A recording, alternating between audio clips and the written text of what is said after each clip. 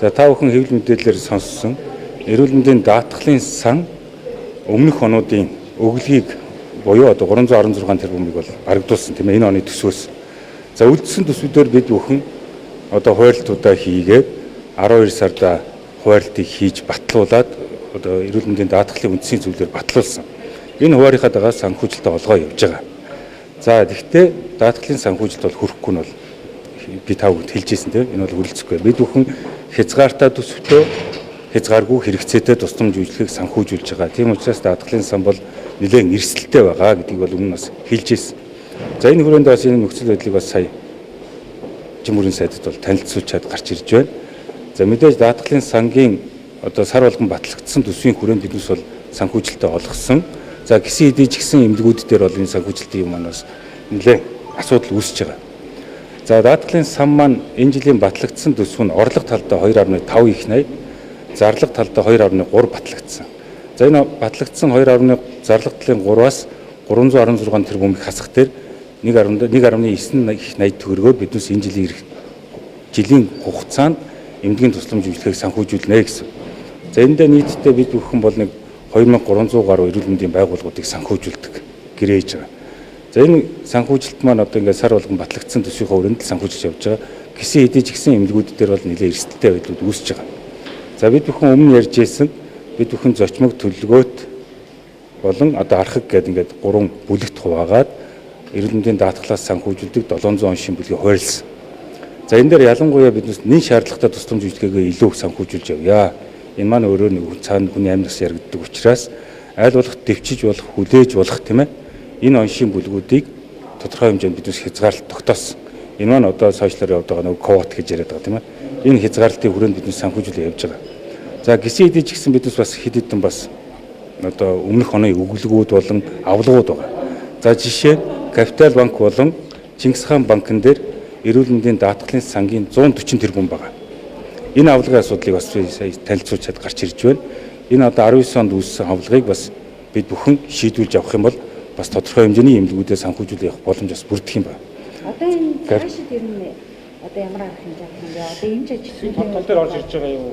За төсвийн тодтол дээр бас манай дээр нэг сангаас 43 тэрбум төгрөг танагдах юм юу дуулдсан. Гэхдээ хараахан биднес одоо бичгээр албан ёсоор аваагүй байна. Ийм мэдээ бол явагдаж байна. За мэдээж одоо ингээд тодорхой хэмжээний төсөв хасагдана л гэдэг чинь бас цаана бас эмнэлгүүдийн санхүүжилтээр бас тодорхой хэмжээний эрсдэл үүснэ л гэсэн. Ийм байгаа учраас бид бүхэн ямар боломжууд байна гэдгээр одоо сая танилцуулчаад гарч ирж байна. За энэ Капитал банк болон Чингис хаан банкн дээр байгаа 140 тэрбумыг авах юм бол бас биднес тодорхой хэмжээний эрсдлүүдийг даваад гарах. За энэ жилийн эцэс дээр манай хүлээгдэж байгаа гүйцэтгэл буюу одоо нийтдээ сангийн батлагдсан төсвөөс нэг 230-40 тэрбум давхаар байна гэдэг ийм үржилтэн тооцооллыг бол манай байгууллагын төвшөнд бол гаргаж ирсэн. За энийг одоо мэдээж цаашдаа энэ санхүүжилт үүсэх эрсдлээс ямар арга чарга байна гэдэг дээр бол энэ бодлогын юмнуудыг биднес танилцуулаад судалгаагаа хийгээд танилцуулаад шат чатанд нь явж гин гэсэн. За энэний нэгэн саяны үр авлагатай банкудаас авлага авах ёстой. За дээрээс нийгмийн даатгалын шимтгэлээс бас манайх 89 тэрбумын авлагатай энэ асуудлуудыг бас шийдвэрлэх талаар бас холбогдох төвшөнд нь танилцуулга хийгээд явж байгаа гэсэн. Тэр хугацаа шаардах бол одоо цалингаа авах байгаа инженерийн хөнгөлөлтийг хэзээ асуудал шийдэх гэсэн. За яг энэ цалингийн асуудал бол манай байгууллагатай хамаагүй.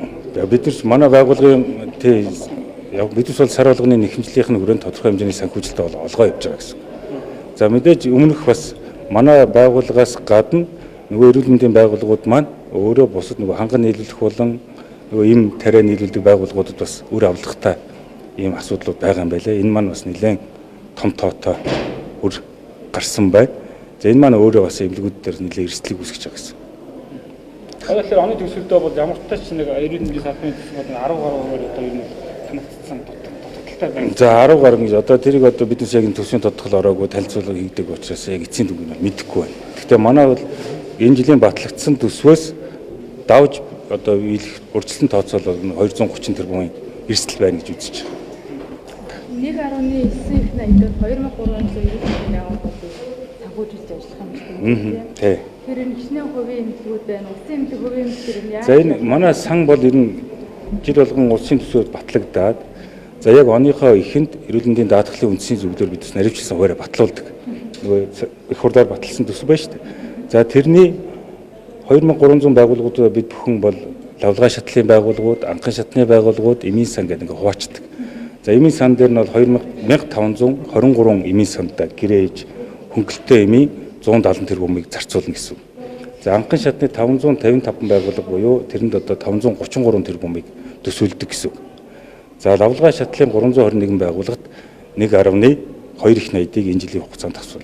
Хамгийн их одоо нэхэмжил одоо гүйцэтгэл илүү гардаг нь одоо лавлгай шатлалын 321 байгууллага гэсэн. Одоо дийлэнх тусламж үйлчилгээг энэ байгууллагууд авдаг гэсэн.